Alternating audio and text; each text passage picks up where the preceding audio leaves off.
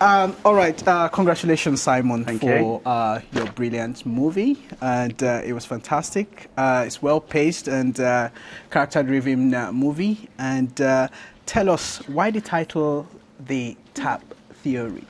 Okay. Now, from what I've heard, if a company or BBC or something like that are going to take an idea from you, Okay. the first thing they want is the title. So I didn't spend too much time choosing the title. All right. Now, the tab theory is based around the flashback scene. Okay. And in the flashback, one of the characters shows the other character a bottle of Tab Clear. Now, Tab Clear came out in the early 90s, around where the flashback was. And it's basically a bottle of Coke, but it's clear. So he was basically inspired by this clear bottle of Coke. So he wants to be a scientist when he grows up. So this inspiration of him seeing a clear bottle, which should be like a dark bottle of Coke, is his inspiration to try and invent invisibility. Ah, that's quite a leap. That's quite a leap. Of course, yeah, it's quite a leap, yeah. Yeah, the movie currently, it's around 30 minutes. I mean, is it going to be a feature film or a pilot for a series? It's a pilot, episode where are you heading one. with it? Episode 1 pilot. Okay. So I would say about eight episodes per season, yeah. Oh, okay, all right. I plan on 2 seasons. That's what I've got forward planning for. Oh, all right. Yeah. Oh, that's fantastic. I mean, you are a videographer of repute. I mean, you shoot weddings, social parties, events like that. And now you're going into movie making, series making. I mean, where's the interest? Why the interest? I've always been very creative. And, wedding videography is where I started off. I'm fully self-taught. I started wedding videography in 2000 and taught myself everything, learnt a lot. Everything was in auto at the very start, on the camera settings. Yeah. And while we had lockdown and with the coronavirus going on, there are no weddings. I thought I was in an industry that any recession, you still have weddings. And I'm a mechanical engineer for Kimberly Clark, who make Andrex. Oh, all right. And once again, you're still a mechanical engineer. I'm still a mechanical engineer. Wow, that's interesting. For Kimberly Clark, and now CBRE, a contracting firm there. But I've been there for 30 years, the same mill for 30 years. And in my head, it's because you can't buy an app that wipes your bum. You can, people are always going to need toilet roll. Unless there's a boost in B-days, which I very much doubt, you can never buy an app that wipes your bum. You can buy a newspaper app, but you can't buy a toilet roll app. So I felt the same with weddings. Okay. And the only thing that proved me wrong was the pandemic. It completely proved me wrong. And so I spent that time with no weddings. In what way did the pandemic prove you wrong? Because the pandemic got rid of weddings when I thought nothing could get rid of weddings. Do you see what I mean? I like having jobs that involve that don't go away. Even during the recession, there were still some few weddings, but the pandemic, the lockdown, just drove the market. If there's a recession, people will still find a way of getting married. Yeah. But if you're not allowed out your house, you can't get married. Yeah. So it's really good because the great artists, the great artistic creations that I know of, most of them were created during crisis. Right. Look at Einstein. Look at James Joyce when he wrote the Dubliners, even his masterpiece. All these were written when Europe was in serious crisis, was during the Great War, and I was thinking that as people, as crises were happening here and there, these people were still thinking. They didn't allow those situations to drive them down. Rather, they used them to actually fuel their imagination and created something. And I see that in you as well. I think it's a coping mechanism, really. You've got the pandemic here. Okay. What can I have? Because everyone's talking about the pandemic. That's all they're going on about. Okay. What can I do just to take my mind away from that for an hour a day? And that's maybe why they did it. I guess that's why I did it. All right. Just take your mind off the bad things, the wars and everything. Just take your mind. Do something a bit light-hearted. Yeah. And this is light-hearted. This is just. I like making people laugh. And even as an engineer at Kimberly Clark, I've made people laugh. Yeah. And that was my goal. That's always been my goal in life. Yeah. So I just want to do something that was funny. Yeah, that's fantastic. I mean, like Ted. you are a mechanical engineer, and how much of you is in Ted, and how much of Ted is in you? Yes, right. I've never, quote, shoved my hand up a doll's arse, unquote. So, yeah, I've never been a ventriloquist. I'm a bass guitarist. All right, so that's good to know. I do perform on stage. I still play bass every now and then. All right.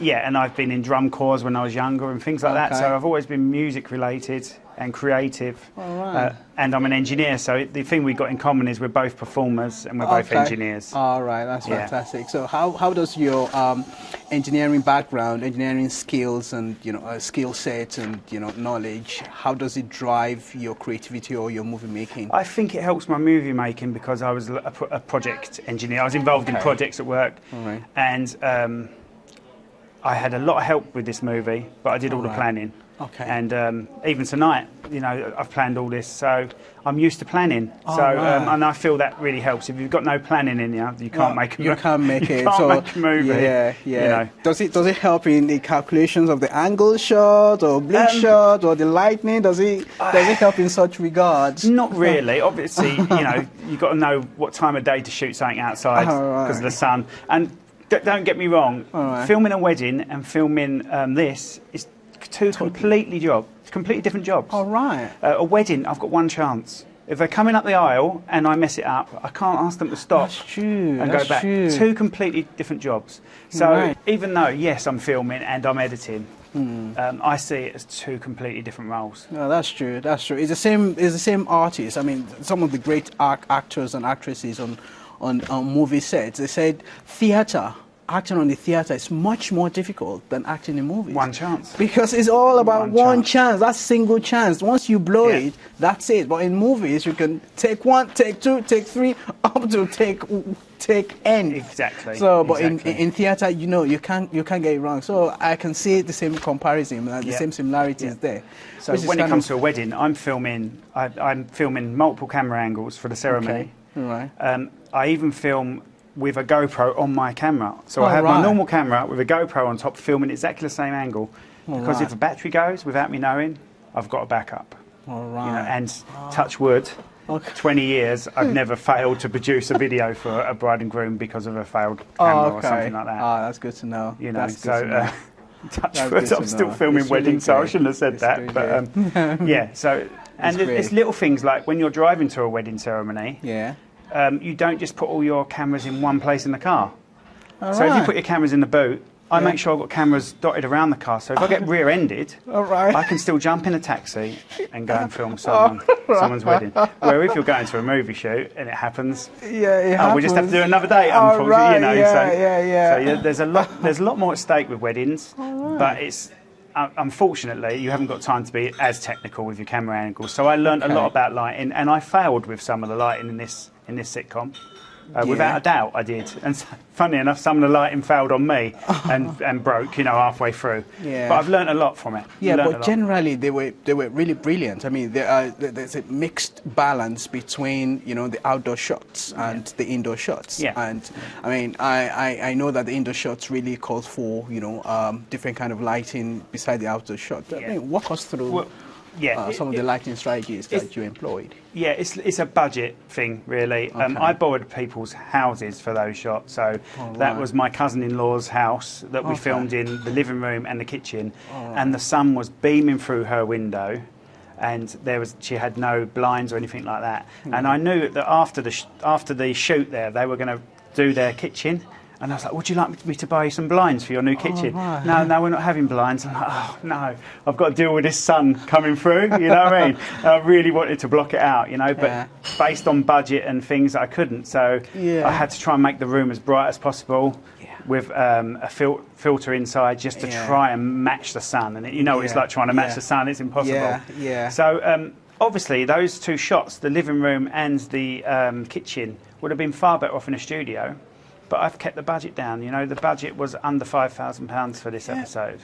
But they were amazing. Thank you. They were really amazing. I mean, to me, the way I read it is that it actually dramatizes the life of Ted, which is going to be dark and, you know, pathetic. You know, he's a fragile character. But that lightning, it really brightened things up. Number one, I mean, yes, we were, from the zooming shot that you used initially, which we are still going to come to, it really, you know, set us up that, you know, something dangerous is about to happen, something, you know, not quite good is about to happen. It really set us up. So, but once we got into the scene with the children and, you know, it really bright, I mean, it was really, the children were really vibrant, they really acted it well, you know, all the scenes were really bright. So to me, I saw it as a good contrast to the life of the loser Ted. So that scene was in my house. That was my kitchen. Right. That was my window that kid was licking. And that is lotus spread. Oh God, because I was about to ask you that. Is that chocolate, that's Nutella, or something else? Lotus spread. That was lotus spread, and it wasn't in the script. Right. We added it. We decided to add it. I added it to the script a couple of days before. The script, regarding the script, 55 revisions. I've done 55. Yeah. Well, that's good. Because so, when my kids saw that, they said, "Is that the thing we can't mention?" I said, "No, it can't be. You can't be enjoying it." Lotus spread. We didn't even go for the fact that it looked like what you're thinking it looked like. It just happened to be the only spread, spread we had. So it looks like. It does make you think, has he had an...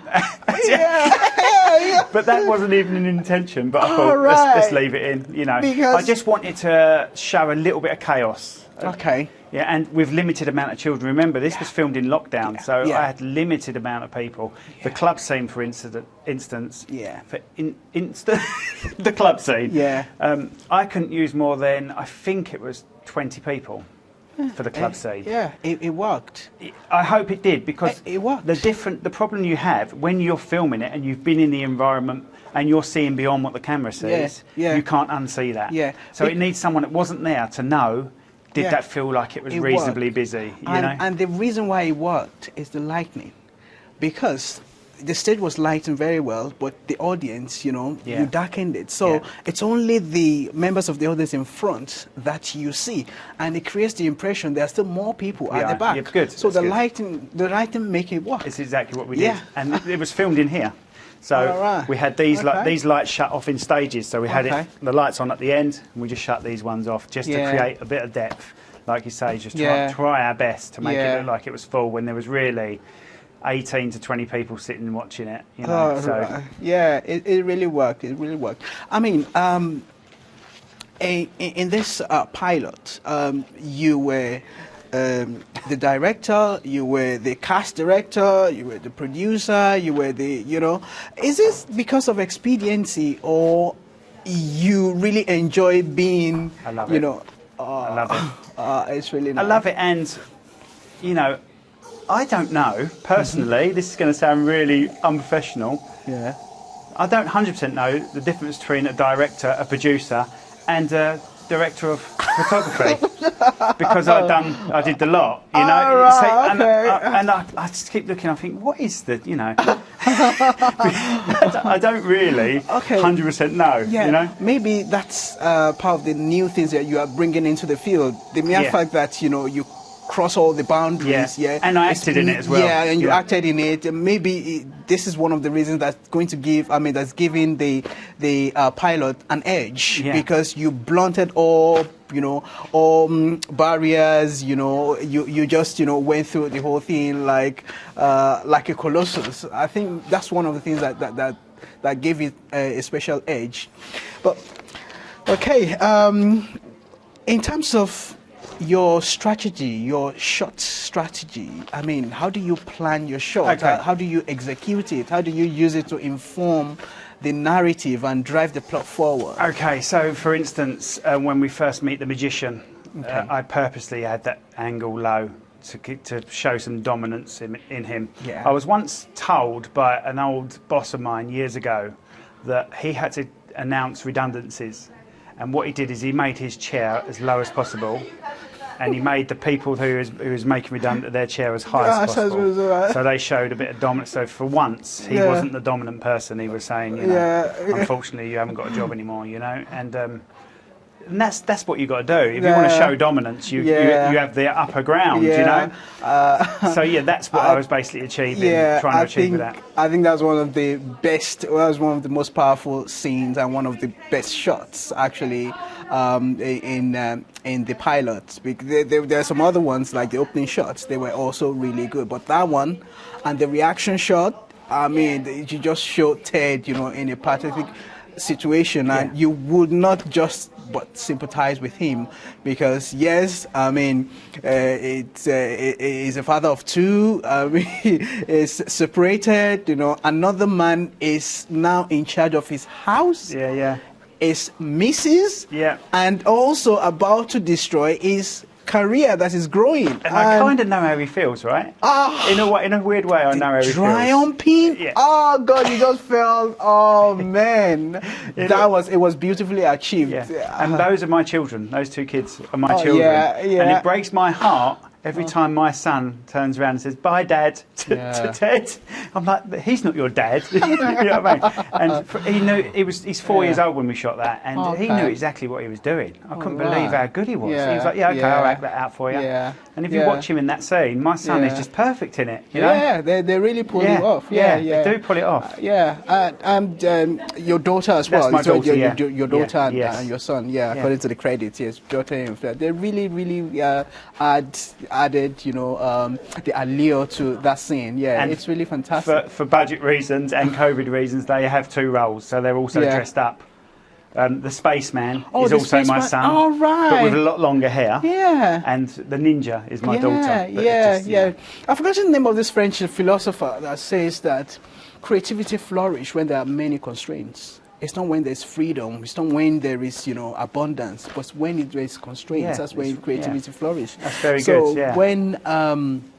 when you have all these budget constraints, you know, having to kind of multitask, having to kind of use your family, your own resource, your children for different things, I think it really brings a unique, you know, angle to the pilots.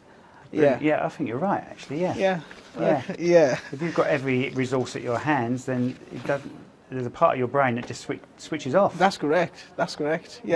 So it added creativity to it. One of the things I observe again in about your planning your shots, which are fantastic as well. You know, the opening shot, I said, you know, you use this zooming shot, you know, towards the door, creating some tension, and then we see the economic loser, Ted, you know, together with the children, and eventually when he was thrown out, right out of the house, the sequencing of the shot is also amazing. Then, first of all, you showed the car silencer, then you then pan straight into the sky, then you then drop the tap theory, the title.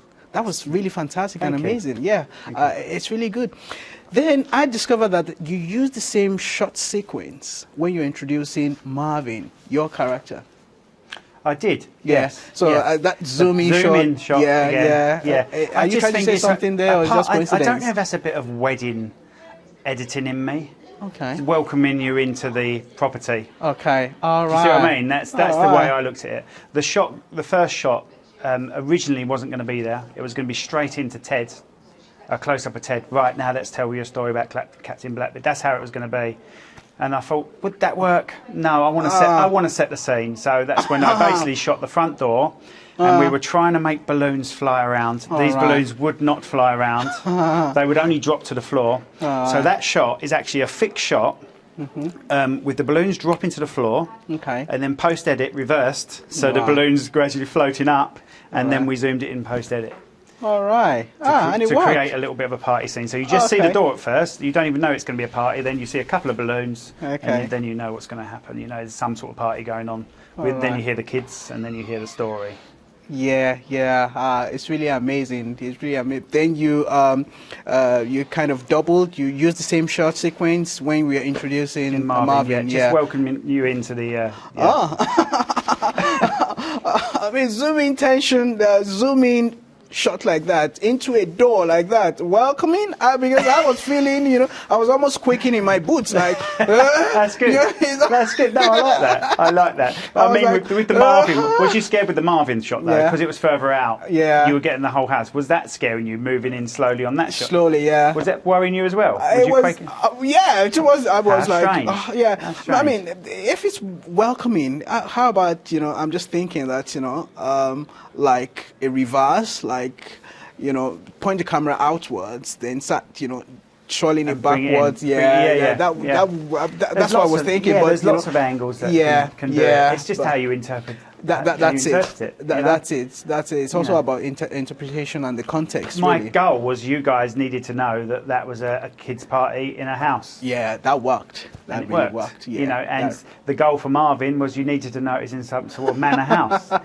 Something was going on inside that manor house, and you wasn't sure what it was until the very last scene. Yeah. I mean, and by the way, that very last scene of when it pans to the, I shot that. That's a real wedding, and I shot that 5 years ago, and got permission from the bride and groom. Yeah, oh, okay. They basically literally just got married. He did this puzzled look at the camera, and I thought that's perfect. Rather than once again COVID, I couldn't get a whole wedding party, a mock wedding party together. Okay. So that is actually a real couple getting married. Yeah. At Leeds Castle, I believe it is. Oh, all right. Yeah. They're only on screen for 3 seconds, so.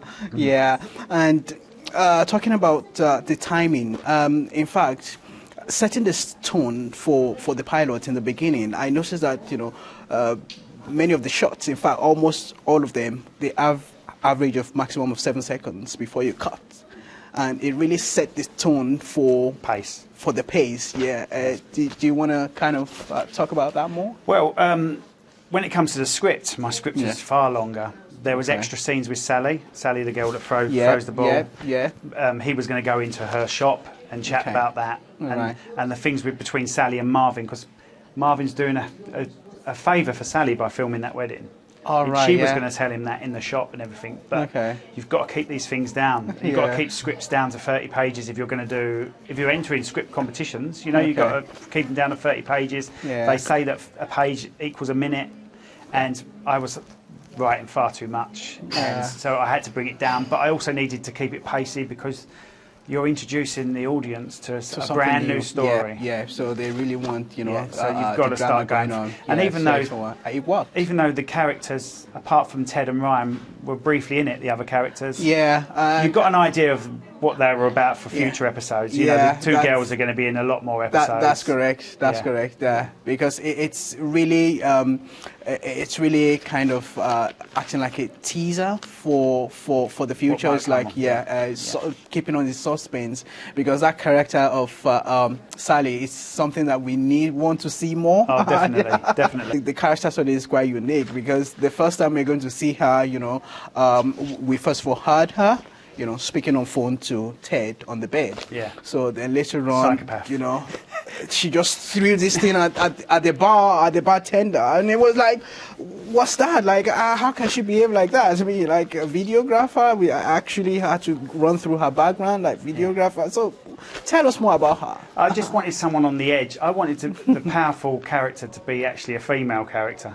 Okay. And she, in future episodes, is going to be really helping Ted get to the bottom of what he's going through. Yeah.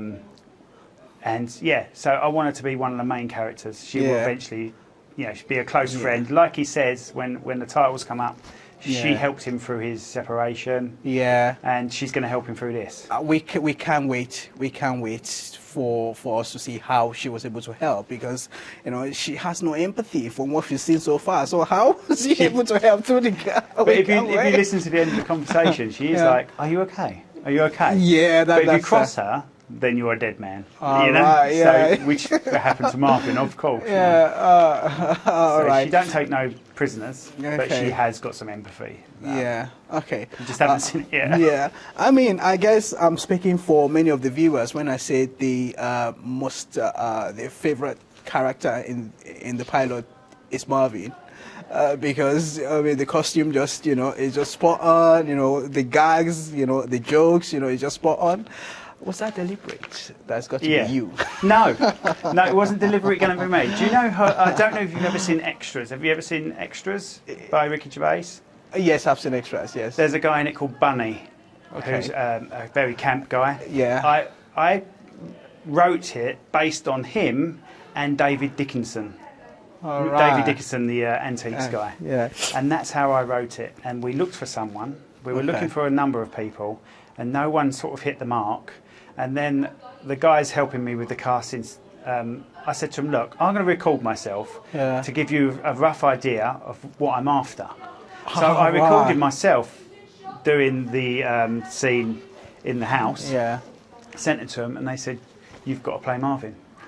So there was no intentions of me. Yeah, I know you're going to play till the very end of the series. They said you've got to play Marvin. No, it has to be because I mean you can't just wait but love that character. Yeah. So my intentions are this could possibly get a bit more serious as it goes on. Okay. But Marvin will be that light entertainment that goes on right. throughout. Just to keep it, just bring it back down. Bring it back down to the Yeah. Or bring it back, take it back up. Take it back up. Take it back up. Yeah, and one of the things we would like to see later on, if it's part of the script, is how he could be Ted's agent, being what he was in his previous career as yeah, he's basically got a crap agent. That's basically what it is. Yeah, he's got a crap agent. But that agent got him a talent scout.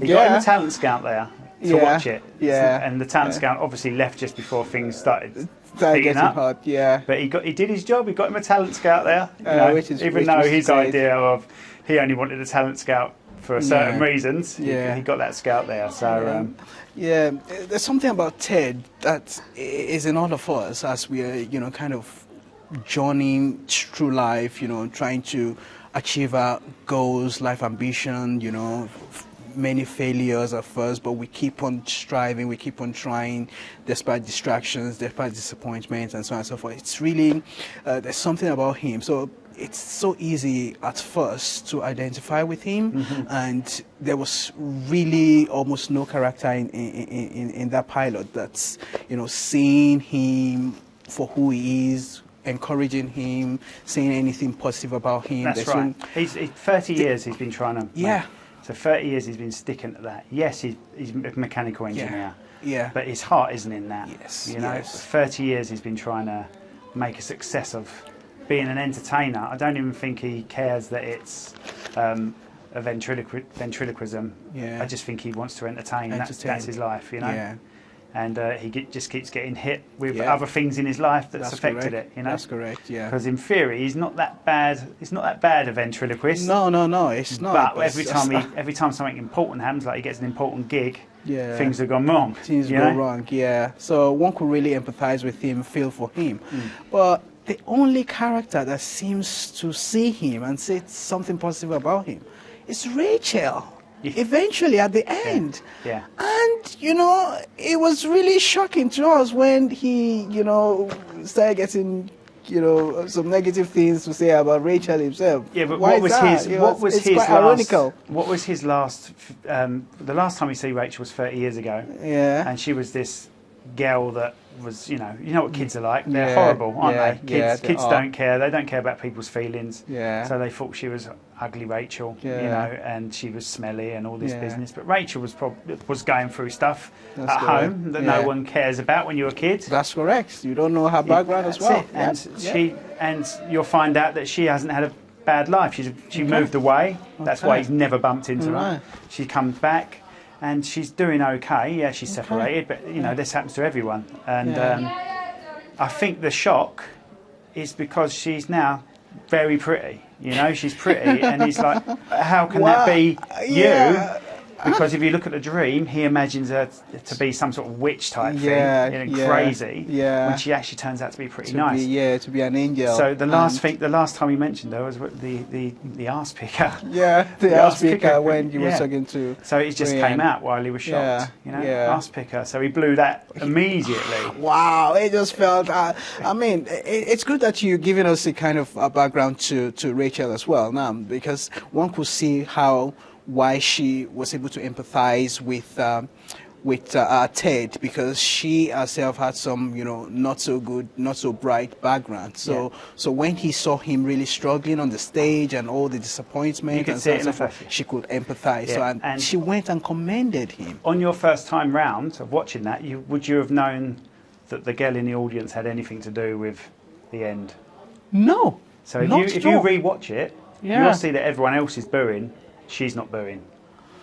All right. That is true. We purposely, when it comes to the camera, we purposely didn't angle the camera on her at all. Okay. She was either the side of the shot, she was either in the background of the shot. When the comedian made a joke, she was centre, but she was just an audience member laughing at a joke. But if you watch her, you re-watch it, and you see her in the audience, she's not booing or smiling, she's concerned for him.